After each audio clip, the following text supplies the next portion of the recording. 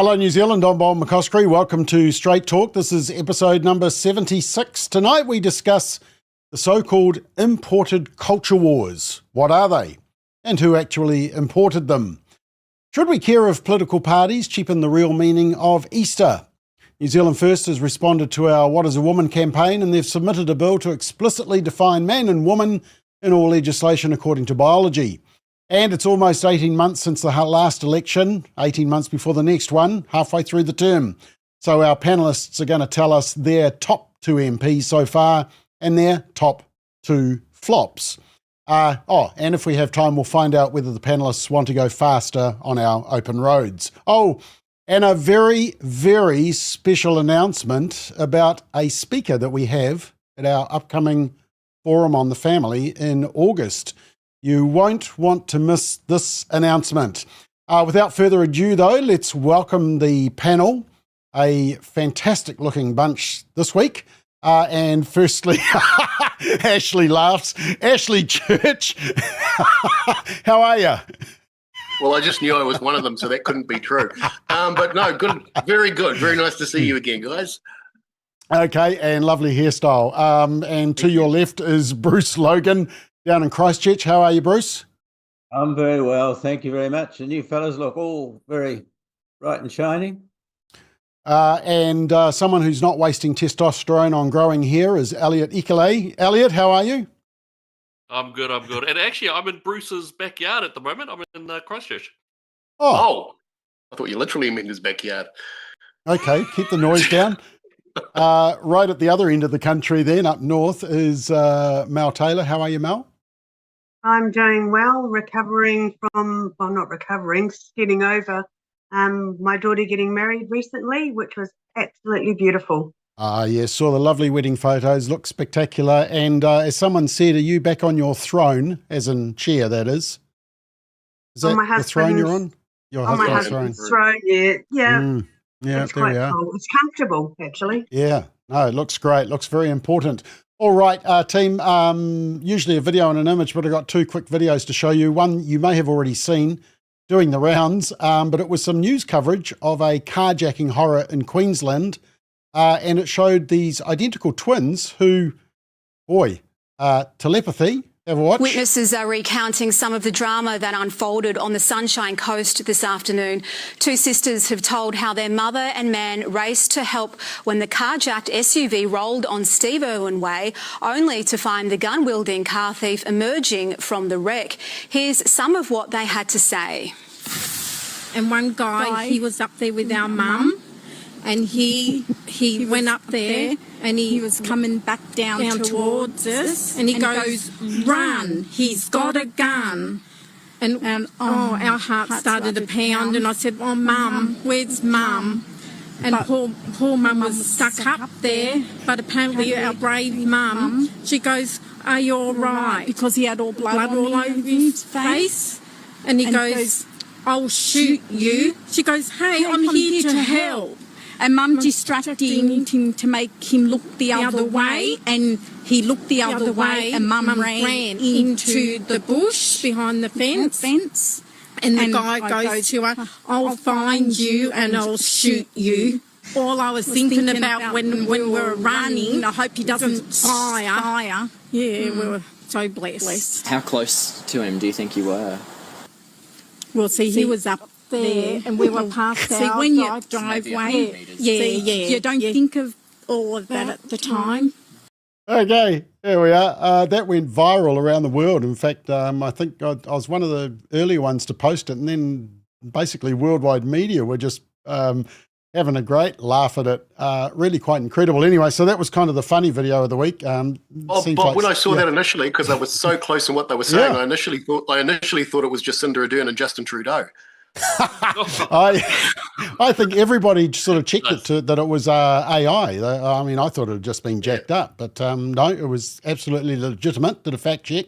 The other video of the week is in the House of Commons in the UK, which is very posh, and they speak very posh. And the British PM, Keir Starmer, as a result of that UK case on woman being an adult human female, he's finally figured out that a woman is an adult human female. But the opposition leader, Kemi Badenoch, who is a woman, she got stuck into him and said an interesting statement. Have a listen. Mr. Speaker, does the Prime Minister now accept that when he said that it was the law that trans women were women, he was wrong? Speaker, let me be clear. I welcome the Supreme Court ruling on this issue. It brings clarity and it will give confidence to women and, of course, to service providers. The Equality and Human Rights Commission will now issue updated guidance, and it's important that that happens and that all service providers then act accordingly.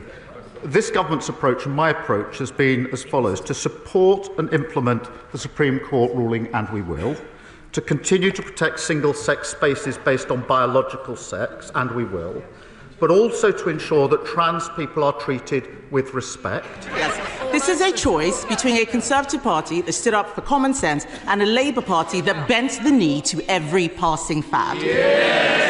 This is a question about moral courage, Mr. Speaker, about doing the right thing even when it is difficult. And the truth is, he doesn't have the balls. I just found that really funny because they're so posh and they sort of go, yes. Anyway, I don't know. Could you say that in New Zealand Parliament? It's pretty Simon and Rodney Hyde aren't on. We could have asked them if anybody's ever used that, type of boys' language in the in Parliament. Anyway, later in the program, we will check and see where the Labour leader in New Zealand, Chris Hipkins, has finally figured out what is a woman, because he's actually had 730 sleeps to think about it. So we'll look at that. Anyway, let's get straight into it and want to talk about the imported culture wars. Now, politicians, it's been quite interesting, team, because sometimes when my blood's not boiling, I actually pay attention to what's being said in the news. I only do it for research purposes. And in the same way that I noticed that Jacinda kept on going from Jessica to Tova and then Jessica to Tova during the those fabulous COVID years, I noticed, for the statements from the pulpit or from the beehive, I also noticed just recently that politicians and the media keep talking about the imported culture wars. And so I did a little bit of research and I actually came up with this little collation of clips. That poisonous, transphobic hate and imported culture wars. Do not get sucked in by this imported culture war. Labour's focus in this election won't be on imported culture wars. So much of the time in this House is consumed by members of the coalition importing cultural wars. I'm not interested in importing cultural wars into New Zealand. How can a country that claims to treat everyone equally stand by while our rainbow communities are targeted by imported foreign culture wars? Winston Peters is vowing to fight on over a Green MP's social media account. His rhetoric is being labelled by the Greens as a coordinated imported culture war. There is no wonder that every other day we've got a new form of distraction politics from members of this government with their latest imported culture woke wars or whatever it is. We have a choice as members of Parliament to reject this imported culture war of hate and division. This is Aotearoa. We do not want imported culture wars. Yeah, so there was plenty of examples, and actually I found a lot of written examples, team, and I want to come around to you and ask actually what is the imported culture war and who's importing it. Here's some examples. A spin-off was saying that opposition to the treaty's principal bill is importing culture wars. You might want to turn that music down a bit, Gordy. Helen Clark was saying about importing culture wars. Chris Hipkins ruled out working with New Zealand First because he didn't want to import culture wars. Jacinda Ardern was a victim of imported culture wars, apparently. Being able to define a woman as importation of global culture wars. Labour's Jan Tinetti said that opposing relationship, sexuality, education is important culture war. Chris Luxon doesn't want to defend the unborn because that's an imported culture war. This journalist said, we don't want to import the culture war. Here's another imported culture war from a commentator. And Chloe from the Greens said that opposition to the treaty's principal bill is a desperate, divisive, imported culture war. So it is the terme du jour, I think is how you say it, Bruce, isn't it? What's the French word for term? The term du jour is the term du jour. Okay, I knew it. There we are. So perhaps you could kick us off here. And what are they going on about? Why do they keep saying it? Well, and who's the problem? There's a wee bit to say here, maybe a bit longer, but I'll say very little in all the other things. The culture war has been imported, but it's been imported by the left a long time ago. It's not a recent import at all. And just before it was imported to New Zealand, it was imported into the United States by a lad called Herbert Marcuse, who was a member of the Frankfurt School. And at its heart, the culture war is a reincarnated form of a Marxist attack on traditional Christianity. Now, there's an Italian and tragic genius, you might have heard of him, Antonio Gramsci. He was put into jail by Mussolini for many years, and he's a very quotable fellow, sharp and keen, and one of the most original Marxists, I suppose, very quotable. Now, here's a very interesting quote from him. Socialism is precisely the religion that must overwhelm Christianity. Now, he said that in 1960 or earlier. It's a quote from one of his notebooks, which, by the way, weren't translated into English until 1970. 74 years before the Stanford students said that Western civilization had to go. So Gramsci gave us what we now call cultural Marxism, and that's what's been imported. We don't have a culture war, we have a religious war. It's important that I think we understand that culture is downstream from religion, and it follows religion, and politics is downstream from culture. What we really have is a battle for the minds and hearts of New Zealanders. So the so-called culture war is really a fight between two religions. Christianity, with its biblical concept of human dignity and message of salvation in Christ, is fighting an entrenched civil religion, and it's preaching cultural relativism and salvation through its trinity of diversity, inclusion, and equity. Now, civil religion, for those it's a new term, don't know what a civil religion is perhaps, what it is, it's a public acceptance of beliefs that aim to inculcate certain values and political values, rights and various dogmas and rituals for citizens of a particular country. And the important thing about it is controlled by the state. And in New Zealand, the civil religion teaches us, and this is the nature of the religious war that's really underpinning all of this, is that the material world is their world. We're not embodied spirits anymore. The body is everything. There'll be no resurrection. God is not sovereign. The state is sovereign. And that's the nature of the battle of the cultural, I've come to call the cultural war. Now, contemporary civil religion has a lot of faces, masks really, and of course those masks are diversity, inclusion, and equity. But diversity doesn't permit diversity of thought. Now, right at the beginning, the term distraction politics came up by one of those people that was talking in the interview. And that's distraction politics is the kind of politics that prevents you from really looking at actually what's going on. Diversity of thought, the cult of diversity doesn't permit diversity of thought at all. It emphasizes the rights of the tribe rather than the individual. Well, it can't permit diversity of thought because it's based on the contradictory absolute of cultural relativism. It just can't. Inclusion is really about excluding people who don't believe in it. And equity is about changing the world to fit human desire, the opposite of what politics used to do, which is what the less political parties want to do. Utopia is promised, but it never arrives. But of course it would if we spent more money, I guess. And civil religions, just by the way, major weapon of attack and defence is hate speech legislation. It has to be. It has to be an essential part of their paraphernalia to keep people from finding out what's really going on. It's a house of cards that won't allow itself to be exposed. And so it must always accuse those who accuse it of committing the sin when they are actually the ones who are doing them. There's no evidence that the culture war comes from the right. It's been given to us from the left for a long time. To the panelists, I'm sorry I let Bruce go first because we're going to sound really fucking stupid after that. Because that was excellent. Bruce, we need you in academia in a university or something, sort of indoctrinating our kids who have been indoctrinated down the left. But anyway, Elliot, what's your thoughts? Who's doing the importing? Why?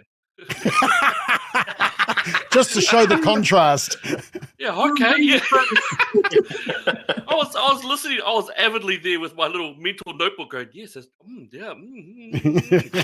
So, yeah, I don't have much more to add to it, but I will add just a couple of little pieces of evidence, because you're absolutely right. It is an imported ideology. It is an idea of replacing New Zealand values and traditions, which are from that Judeo-Christian principles, ethics, and morals, and replacing it with the ideology of Marxism.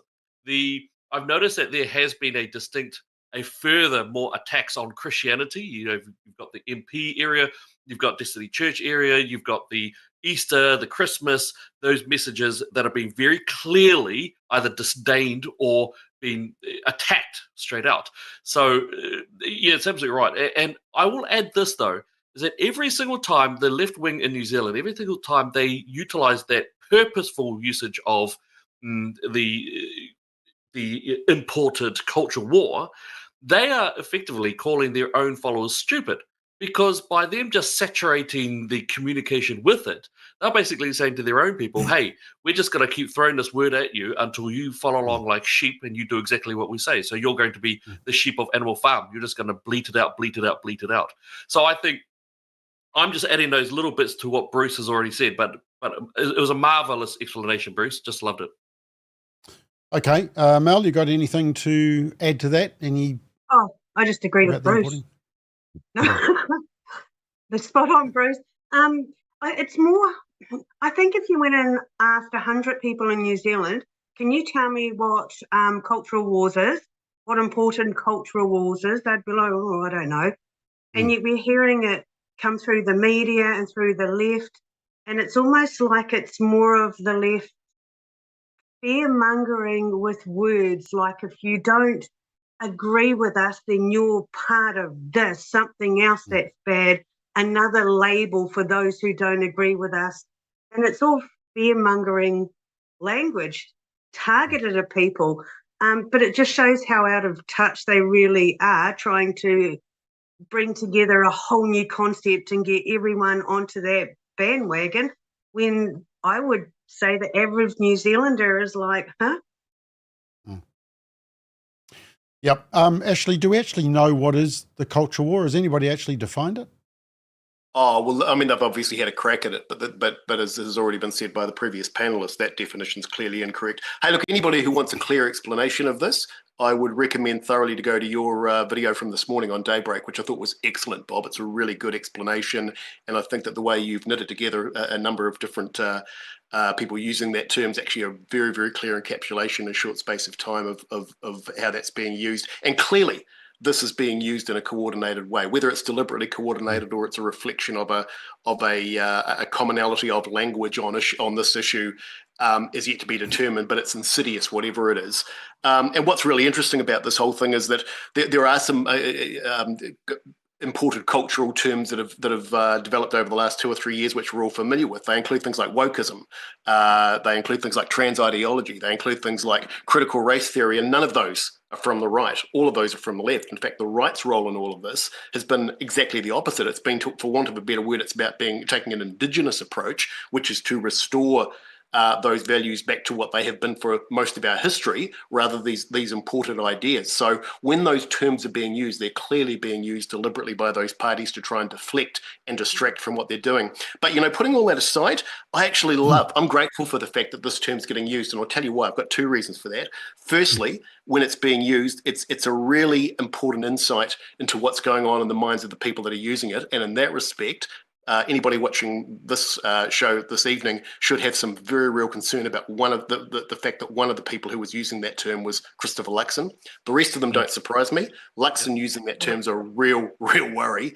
And the second one is when the media use it and when the media double down on it. And the reason for that is because it achieves exactly the opposite of what the media is trying to achieve. What the media think they're doing when they use that term is they think they're getting the public on side to say, isn't this terrible? In the same way that they do with other issues that they try and highlight. It has the opposite effect. 70% of the country hate them.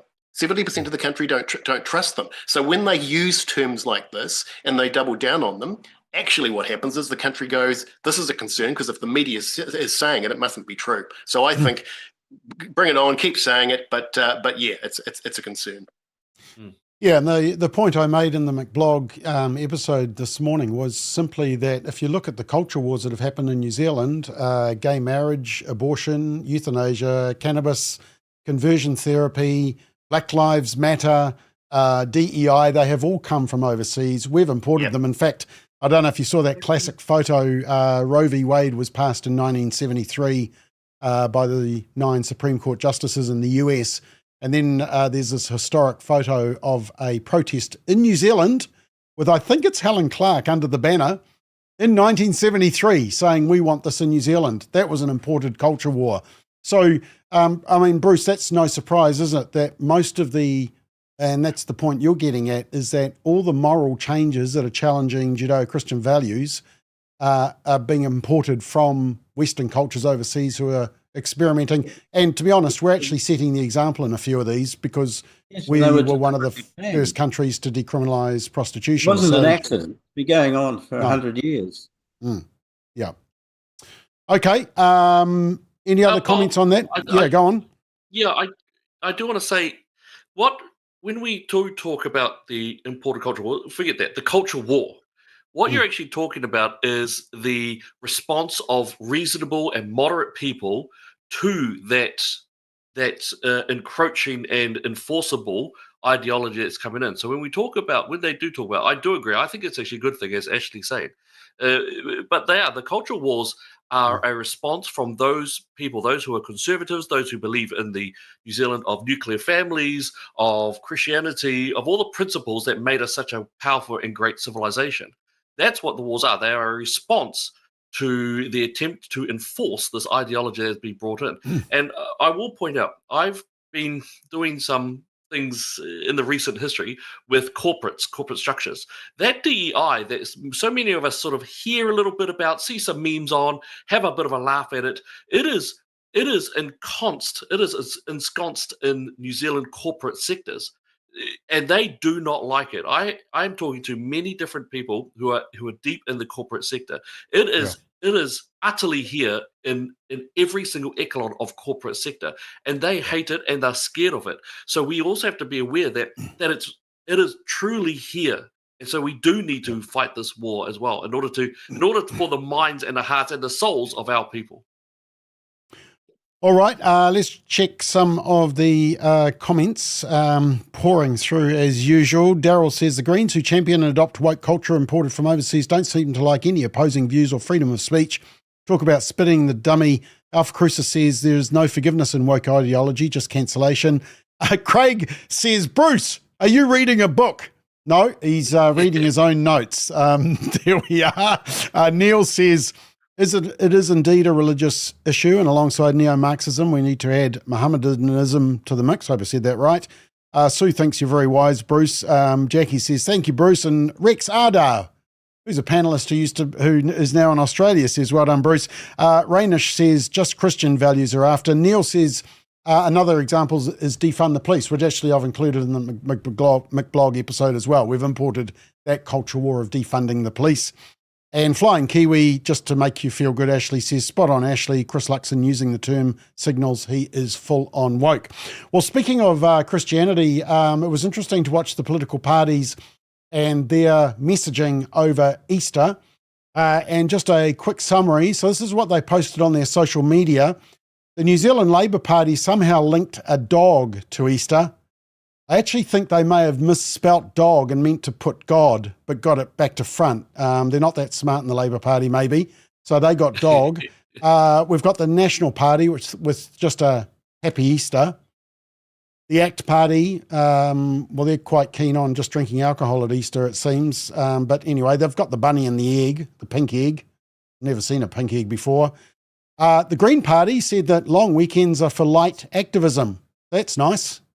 Do petitions and submissions. Bit of a boring life, isn't it? And Ashley's favourite party, New Zealand First, got it right. May the miracle of Easter bring you joy, faith, and renewed hope. So here they are, all lined up together.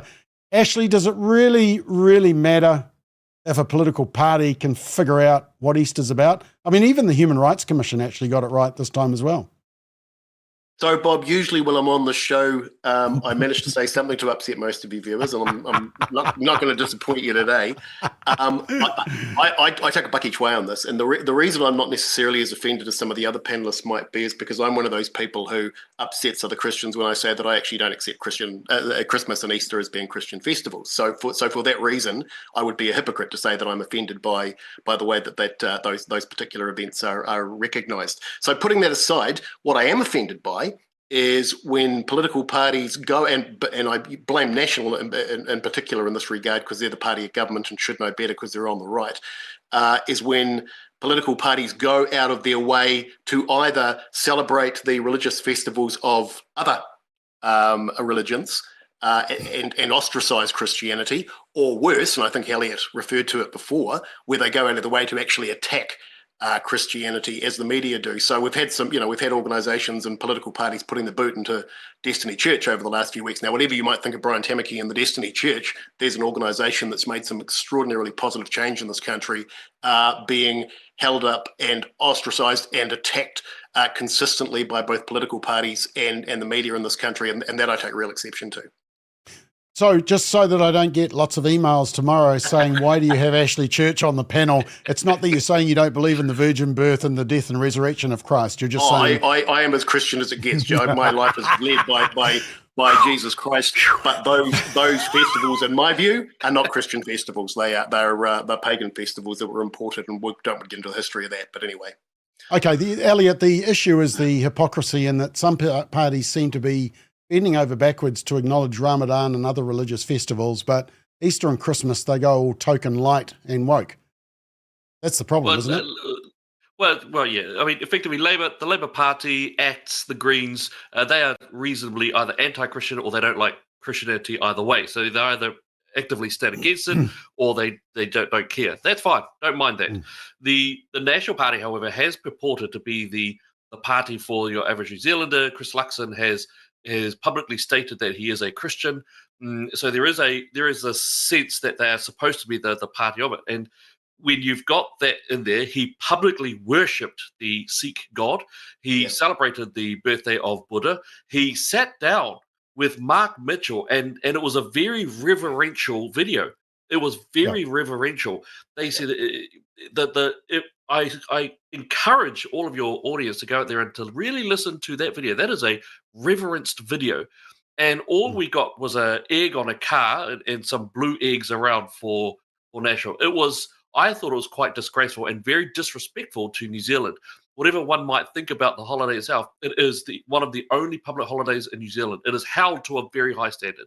And for that disgraceful conduct from the National Party, I thought it was absolutely disrespectful to the New Zealand integrity, the New Zealand soul, if you will. New Zealand First, good on you. Well done. You're pulling me over there. Okay, Mel, you've stood for a couple of political parties over a couple of decades. Does this really matter?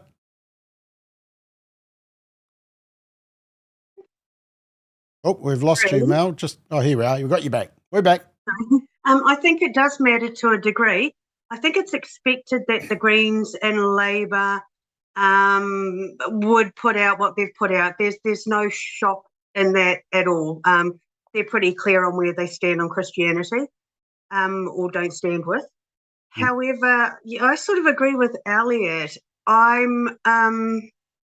It's not just one thing we're seeing from National, and I know that a lot of Christians voted for National. I know that there's a lot of, we need to get National in because they're a better option to Labour. However, all we're seeing is Labour light from National, especially from the leader. You've got Easter. Goodness knows what he's going to come out with at Christmas. I dread to think. Or whose church you'll go to, or what religious belief you'll pick up between now and then. But they are looking all over the place. I think it makes them look really weak. I would rather they didn't put anything out than put out what they did. And New Zealand First, it was really awesome to see. I actually didn't expect that strong a Christian message from them. So that was really cool to see. Yeah. Okay. Bruce, any thoughts? Is this just all virtue signaling? I agree with Ashley. Of course, Christian festivals do have a tie-up with pagan festivals, but that's not how we see them today. We actually see Easter, for example, as a festival celebrating Christ's death and resurrection. And that encourages reverence. And reverence is very important in a culture. Without reverence and the spiritual understanding that goes with reverence and gratitude, it becomes very difficult. And one of the things that a festival needs to do, or should do, is encourage people to be thankful and to be reverent and to respect those things that are important in our culture. If we were to go on, liberalisation of Easter is just another step in hollowing out our civil society more than it already is, and it hollows out our hearts too. And when we decay our understanding of reverence, we lose contact with each other. It's very important that I don't think the new festival, which some people would like to see replacing Easter, I dare say, Matariki, has the capacity to do that. Festivals are important in a culture, and it's important that we retain what we have. For those reasons, irrespective of they may have had some tie-up with pagan religions in the past, I don't think we need to worry too much about that now, because they are meaningful. Thousands of people went to church on Friday and Sunday, and just recently at Easter. Christmas Day, yep. And that was a festival that's of critical importance to the country. And to undermine that by saying the consumer has got more rights than the churchgoer, it seems to me not to be a step forward. Yeah. Ashley, do you want to respond to that? No, I mean, I respect Bruce's view. I don't agree with it, but I respect his right to hold it. Right. But you do, I mean, it certainly is a time that the culture stops and recognises. Yeah, it is. But let me be blunt. I don't want to get all religious, but I don't want to live in a society that remembers Jesus Christ 3 days a year. I want to live in a society that remembers him for 365. Right. Yep. Okay. Don, did you have somebody had a comment? No. Nancy Margaret, just a couple of quick comments. Nancy Margaret says, quite right, Matt. Who's Matt? Oh, here we are. Matt says, Easter is about remembering the death and resurrection of Christ and what he did for us. Alpha Cruiser says, Bruce is correct. You don't have to recognise bunny rabbits or Easter eggs to celebrate the death and resurrection. And Craig says, a Christian message does not mean they are Christian or vice versa. So yeah, lots of comments on that. If you do want to comment, come through our Facebook page, Family First Facebook page, or through our YouTube channel. A couple have commented on my personal page, and Elliot Ray McKendry says, great to see you, love from Ray. And Clara says, hi y'all. And Clara also says, I bet you New Zealand Greens and Labour would never disparage Islam. Actually, that would be an interesting thing to do, and I must actually do a comparison next time, is actually look at what they post during that time. I think, Elliot, you were the one who raised the issue that Luxon was quick to acknowledge Ramadan with a video, go to the Indian temple, the Sikh temple, yep. And yet doesn't say anything about, or posted something about just a meme or a picture. Neil, actually, just this comment, Gordon, Neil says, Chris won't save us, Christ will. Nice play on words there, Neil. Okay. Now, before we move on to our next topic, very exciting news. I hope you're very, very excited, everyone, because coming up at the end of August is our conference.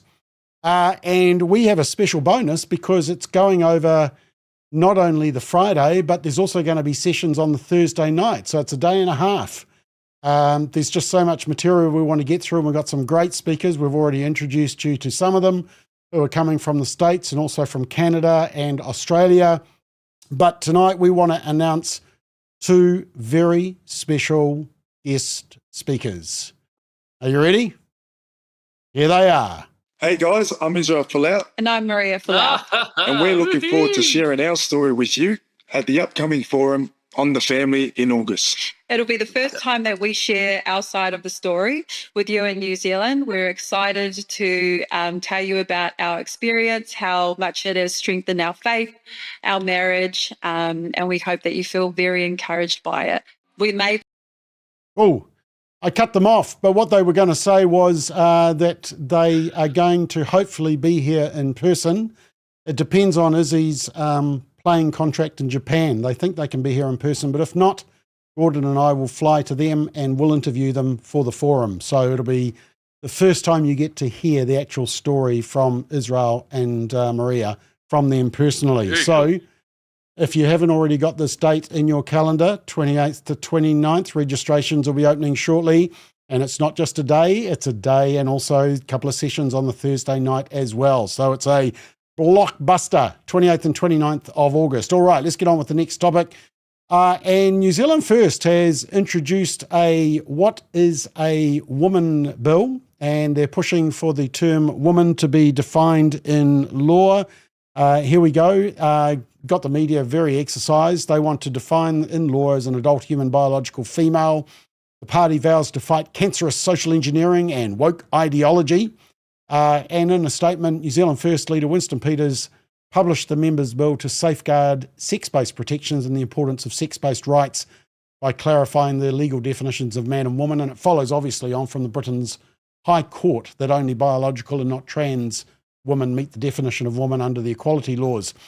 Now, let me just show you, before I get you to comment, I just want to show you Chloe Schwarbrick's response to this, because you might want to comment on this as well. So the health system is falling apart, and over the weekend we saw climate change charged weather events flood homes and cut off thousands from power. Meanwhile, the cost of living is arguably getting worse as the government knowingly takes decisions to supercharge inequality. Yet this is the focus of our Deputy Prime Minister, to knowingly and intentionally distract you. Trans people are not the reason that the cost of living is getting worse. They're not the reason that you cannot afford your rent. In fact, you have far more in common with your fellow New Zealander than you do with politicians seeking to divide you. Everybody simply wants a warm, dry, safe home, an affordable and accessible healthcare system, access to education and employment, and a place to build community. Those are the things that unify us. Do not get sucked in by this imported culture war designed to inflame and to divide us. There we go. Bing, bing, bing. Winner, winner. Now, just before I get you to comment on that, I actually put that video to Winston Peters the day after she released it, because I had an interview with him. I thought I'd just quickly show you his response. You know, those four things she mentioned about what people want. New Zealand First and me, Winston Peters, has made those four things famous. I've said that for 47 years. And here she is sitting down grabbing even those lines as she's attacking me. You know what I say to her? Okay, groomer. Touche. Okay, who do we start with on this one? Mel, do we actually need legislation to define what is a woman, or is this just all hot air? Because Chloe doesn't quite have it right in her head.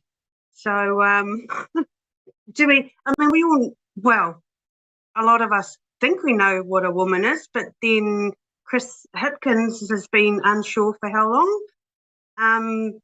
Good on Winston for putting this out. Good on him for actually doing that interview and just speaking out what he was thinking. and not tolerating that sort of verbal diarrhea from Chloe. It's actually really, really important. We need to stand up for women. We need to stand up for men, and this mixing it all up, it's not working. Families, I've seen firsthand the breakdown of families through, miscommunication and not knowing if a man's a man and a woman's a woman. I definitely think this is the way to go. Mel, is Chloe correct, though, that this debate diverts from the real issues such as the cost of living, health and the environment? I'm being devil's advocate here, by the way. It diverts from it. No, that's still out there. You've got the Greens going, global warming, climate change, non-stop. This is a different narrative that is that a lot of people are concerned about. It's just adding to the narrative. It's not taking away from that narrative whatsoever. And all of this climate change stuff, yeah, we've had a couple of bad weather events. If you go through history, it happens. We get rain. We were due for major storms and stuff yesterday. We got a little bit of rain and that was it. And yes, homes go without power, but this is nothing to do with the whole woman debate that they've been pushing as well, that, you can be a woman if you want to, regardless of what gender you actually are. Okay, Ashley, have we got better things to talk about? Well, firstly, let me just put paid to this whole argument about these so-called more important issues. It doesn't matter what the coalition does. Labor, the Greens and the Māori Party are going to criticise them regardless. If the government sent a jumbo jet down from one end of the country to the other, packed to the gunnels with $50 note and pushed them out over every city so that they were flooding the country, the Greens would complain about litter. So it doesn't matter what happens in that regard, the Greens are going to complain about it. The real question is, we shouldn't have to have a law defining what a woman is, but we absolutely need one. And it's unfortunate that we need one. And it's even more unfortunate that this measure has to come from from New Zealand First rather than from the National Party themselves. And I should also just point out, because we're forgetting in this conversation, that it's a couple of weeks back that Casey Costello, also of New Zealand First, was making a directive with regard to the use of pregnant persons, as opposed to recognising that it's women that give birth to babies. So we absolutely need it. The other concern about all of this is that the Labour Party in the UK, arguably the most left-wing government since the 1970s, is more to the right on this issue than the New Zealand Coalition and the New Zealand National Party. That's a concern. So good on New Zealand First. Don't know whether they'll get it through in this particular term, but if they don't, I hope New Zealand First make it a condition of coalition in the next term. Although, in fairness, Sir Keir Starmer, the Prime Minister, the leader of the Labour Party in the UK, he actually hounded out a woman MP who was speaking up for the biological definition of woman. And that's why his flip-flop is so noticeable. Actually, you raised a very good point. We'll come to that in just a minute. Chris Hipkins has had 730 sleeps to think about what is a woman. I want to play those clips, but just before we do that, Bruce, Well, it's absurd we're even talking about this, really. It's how we got to this kind of situation. We know how we got here. And it is all hot air, but it is cooling down a bit, I think. We've got the UK Supreme Court rule that a woman in the Equality Act means a biological female. We got that, and sex refers to biological sex, not gender. So we've got somebody who's actually telling us that this idea of gender identity is a bit of a figment of the imagination. It's extraordinarily absurd. 100 years ago, when I was doing a master's degree in Toronto, I did a paper called Absurd British Drama. And one of the characteristics of absurd drama is that you had to take two ideas, conflicting ideas, and believe both of them at once. Yes. And that's where we are with this. We're lost in absurdity. And the irony is that we know that, but we're too scared to say so. But fortunately, as one group of people come out the Supreme Court, and even Donald Trump, and we have, by the way, what's her name? Casey Costello issued a directive to Health New Zealand just recently, didn't she? to use the word woman instead of pregnant people. Yeah. So there we are. We've got something happening in New Zealand, and I think the Prime Minister actually supported her in that. Yes, he did. So all is not lost. No, and I think we are moving in the right direction. Yeah, I think it's what you call a cultural tipping point, which interestingly is the theme of our conference, cultural tipping point, people who are brave in the culture, which is why we've asked Israel and Maria to come along. I will play that whole clip later on tonight, seeing I cut them off. That was a bit embarrassing. Elliot, what do you reckon? Yeah. I mean, first off, Chloe is effectively a long list of Democrat speaking points. She's a little bit vacuous. I've been on a stage with her in debates. She can't even answer the whole $5 trillion cost that Bjorn Lomborg came up with from conservative figures in terms of our carbon neutrality. So she's not great in terms of that, and she just spouts out whatever she sees on TikTok videos and that sort of thing. So that's not really much of a problem. But I think that this time period will be quite an embarrassment upon us in terms of history. I think that students of history in the future are going to look back and be quite scathing or mocking, perhaps, of this time period right now as to how did we, as reasonably functioning human beings, allow such a scientifically nonsensical policy to go across the OECD. So I'm hoping that it does turn around. I think that in terms of Winston Peters, I think New Zealand First, I have a suspicion that they'll speak a lot and they'll either try to push it in near the end of this cycle or they'll make it a condition of the next coalition because he's a smart man. Politically, he is the man. Okay, well, speaking of Labour leaders, Chris Hipkins has had 730 sleeps to figure out what is a woman. When he was first asked, he couldn't figure out the answer. This is 2 years ago. Define a woman.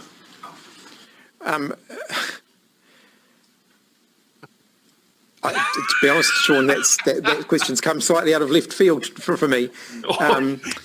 Yes, it has. Well, biology, sex, gender. People define themselves. People define their own genders. Okay, so that was 2 years ago. He was asked last week because of Winston Peters' bill. He was asked, what is a woman again? Has he figured out the answer, team? How would you answer it now then? What is a woman? Well, I'd answer ultimately with the same thing. A woman is someone who regards themselves as a woman. Regards themselves as a woman. Okay, that's it. Oh, well. Elliot, interesting you're on the panel tonight because you actually asked another Labour candidate at a political panel meeting an interesting question. In Manarewa, you asked Arena Williams, who has been touted as a possible replacement for Chris Hipkins, can a woman have a penis? This was the clip. So this is you asking the question. Can a woman have a penis? It is a genuine one. Okay. Can a woman have a penis? It is a genuine one. Okay. Yes. Okay. There we go. Anyway, has Chris Hipkins got over the line, Bruce? And if he hasn't, what's holding him up? Because even Keir Starmer has. And that's saying a lot. He's either really bought into the dilemma and doesn't know the difference between gender and sex, or else he's just scared of losing a few of his voters. I think he must assume that people who vote Labour are as confused as he is. I'm not quite sure why at this point he would stick to that. He seemed a bit insipid. Yeah, I think. Okay, Elliot. He has been absolutely told to not say what a woman is. He knows the answer he is supposed to say, and I think that's what's interesting is where does that come from? Because he knows very well, and this is very much for the lefts. They know very well what a woman is, but they are very strong about not going there, and that's one consistency they all have. So the question is that where do they get that from? Yeah. Okay. See, this is why it's so important to have a bill like this, because women and people that disagree with the left and all their radical ideologies, they actually want to see some pushback from government. And we haven't seen it. We've seen flip-flopping politicians all over the place. You know, you've got people that can't even say what a woman is. We need pushback, and this bill's important, and it's good to see someone pushing back. And hopefully there'll be a lot more for the right and the Conservatives and Christians. Bob, with regard to your question about Hipkins, the answer to that's really simple. There's two types of leaders of political parties in this country, has been for decades. There are the political leaders who come in of any political party who basically shape the agenda and determine what that party's going to do and whip their MPs into line and make sure that they're very clear about the position that they take on any issue. And then there's the leaders that come in and basically sway to the dictates of the wind and do more or less what they're told by their caucus. Hipkins is the latter. Yeah. I think there's some saying about, you know, they have principles, and if you don't like them, they have some other principles. So it's a little bit like that. Right. Gee, there's a lot of people watching tonight, and boy, you've all got something to say. Let's quickly have a look at this queue of people who want to say something. Kevin says, we all come from a mother. To not know what a woman is deranged. Melanie thinks that Chloe is gaslighting. Craig says Chloe has forgotten the tens of billions we're spending on climate change that are leaving us broke, and that's her agenda. Susan says Winnie is our best politician ever. Tim says, isn't imported culture the same as Māori Polynesians listening to Black American music? New Zealand has its own culture.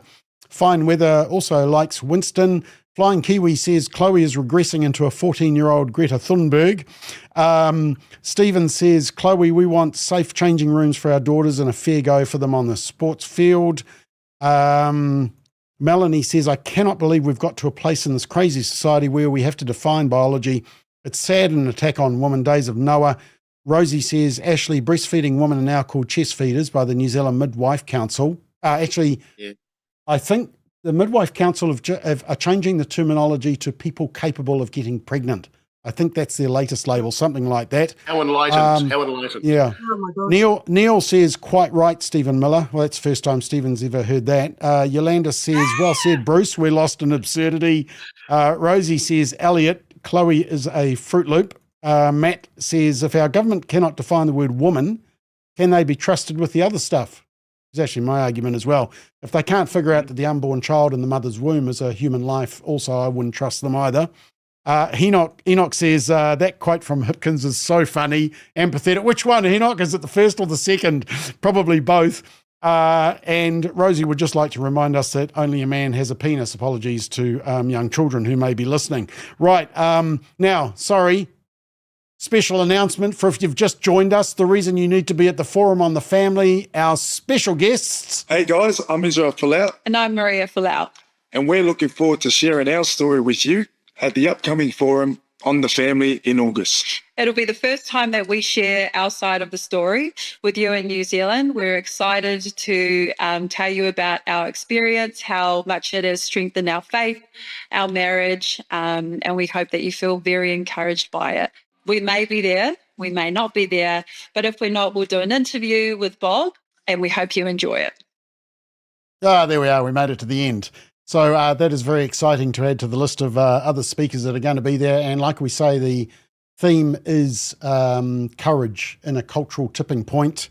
Those dates again, 28th to 29th of August. Registrations will be opening very soon. And it's been a sellout the last 3 weeks. We're also recording a live episode of Straight Talk at the Forum. So it's going to be very exciting as well. Right. One more two more. We might just get through one of them. Halfway through the electoral term. Yep, 18 months or just over 18 months, and we've got another election. We're going to go through all this again. I think we're having a vote on whether to make it 4 years as well. But, I'm sure there'll be lots of discussion about that. But I'm interested to know from the panel, halfway through the term, who is their top two MPs and who are their top two flops. Okay, let's get straight into it. Ashley, who are your top two MPs? I think I'm going to have a little chuckle as you give us your names. I'm going to give you, it depends on what category you're asking. And so I'm going to give you three different lots. So the first lot's the economy. And on the economy, It's got to be Chris Bishop and Simeon Brown and potentially Nicola Willis too. There's a third one because they are doing what they said they were going to do. They're putting the economy back in order. So that's great. If you're talking about value-based issues, it's got to be Winston Peters and Simon Court. Simon Court from ACT. I say that primarily because of the absolutely consistent view that he's taken on Israel. He's been a lone voice in that caucus and indeed in most of Parliament. And if you're not looking at the politics, if you're just looking at who's been most effective, then the two MPs who you would have to say have been more effective than anybody else in Parliament, I don't agree with a word that they say, but by far and away would be Rawiri Waititi and Deborah Ngāwiri Parker. And the reason for that is because they have taken the torch from Jacinda Ardern and carried on with this process of division that she started to the point we've just about got a race war on our hands. Okay, that's a backhanded compliment if I've ever heard one. Brilliant. Bruce, who's your top two MPs at the halfway mark? I thought Simeon Brown I rather like. He's efficient. He's not without a sense of humour, and he's calm under pressure, well organised. So that's what I like about him. And he seems to have a pretty clear vision of what he wants to do. And in that, he stands out as a politician, I think. And for quite a different reason, I like Shane Jones. Yeah. He's got a surprising educated mind once you get to listen to him. Yeah. And he's very good at insulting people amusingly. And that's worthwhile. It's a brilliant gift. There. And okay. His hostility towards the cult of Di is great. Yeah. He follows his leader, and that even if you disagree with him, he's still fun to listen to. Yeah, I think he's incredible, very funny to listen to. Elliot, who's your top two? Top two would be Shane Jones and Simeon Brown. They both really have put out there really strongly, and they've actually taken on attacks very well.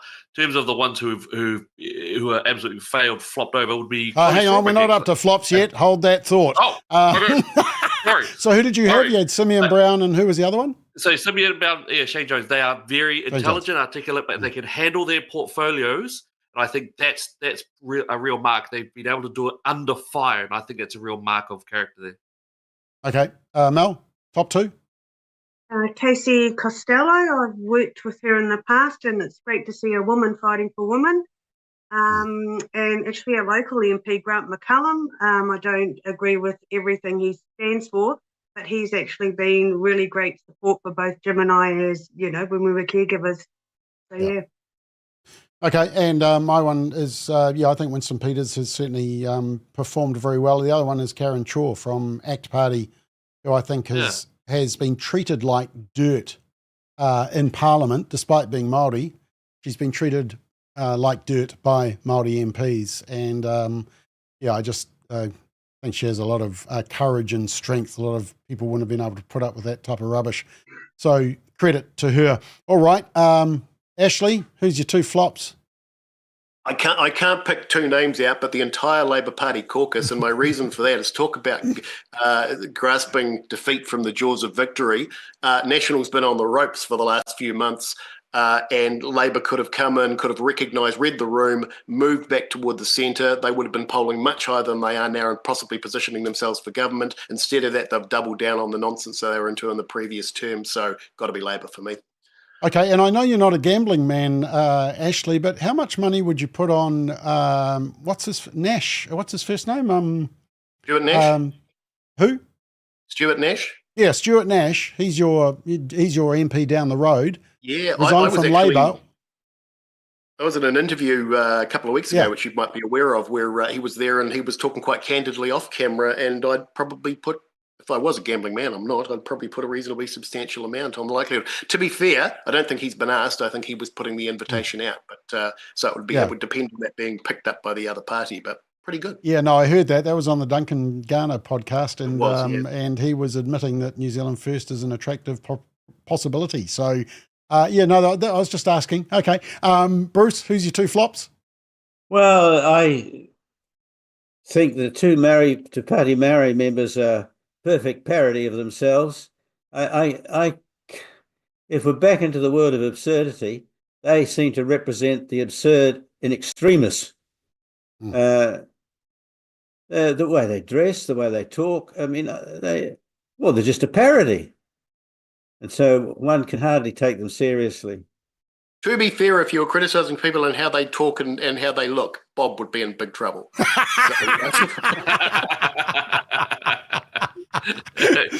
Right, Elliot?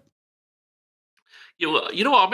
I'm gonna respectfully disagree with Bruce. I actually think that the two parties, I think they're crazy. I think they're extremists. I think they're the most racist. I think they're Joseph Malema. I think that's the level of what they are. But they are very effective at pulling what they want to them.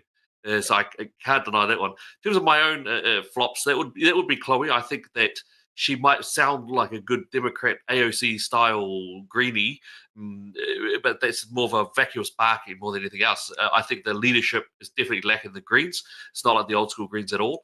The other one would actually be Chris Luxon. And I know none of us had very high levels for him anyway, but I think just apart from trade and maybe a little bit of tourism deals, he's marked himself out as being very supine.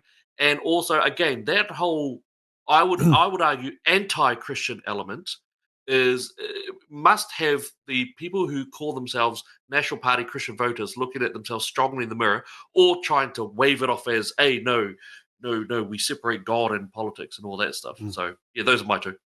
Okay, Mel? Luxon, totally disappointed in his leadership. And as a woman, and Chloe as a woman. Okay. And my two flops are the entire Te Pāti Māori caucus, and the other flop is the entire Green caucus, because I can't pick out which one is most radical and all of that. So, I mean, the Greens have really had a bumper year for having some fun, haven't they? Right, one more quick topic. We got, what do we got? We got -3 minutes. Okay, let's do this fast. What number am I up to? Hang on, team 22. There we are. Higher speed limits are being restored on 81 stretches of state highway. And apparently ministers barred officials from considering safety and environmental concerns. Actually, I was reading, because you're close to Gisborne, Ashley, apparently State Highway 35 is getting a speed boost back to 100k, so you'll be happy. But I just want to know whether you support higher speed limits. Ashley, do you? Well, the one that's more important here is State Highway 5, which is just in the Esk Valley here, and it goes to Taupo. That's the big one that had all the signs on it saying back to 100 for several years. Yeah, I do. I do support going back to 100. I did make the point the other day, because State Highway 5 is an interesting road. On some sections of it, it's a straight road, very safe to drive at 100, and others it winds a bit. And I did make the comment to my wife that, maybe there are some sections they should leave at 80 because they are a little bit unsafe. And she made the very wise observation that cars do have brakes. So yes. and growing up's driving them, hopefully. Yeah. But look, and she's absolutely right, as she always says. So look, yeah, I do support increasing those speed limits back to where they were. Okay. Bruce, would you like to speed more? I mean, I've seen you drive. I think you probably would. Well, when you get to my age, you need as many signs as possible on the road to remind you what speed you're supposed to go. I see a lot more signs on the road now than I've seen before, so that's helpful. Yeah. Other than that, I'm not quite sure. Yeah. Funny story. I actually got a speed camera ticket in the mail today. But I knew that it wasn't me, because I was at that time actually in hospital getting my eye fixed. And so my wife had to own up to it. She had no other excuse. I mean, I was in hospital. I wasn't driving.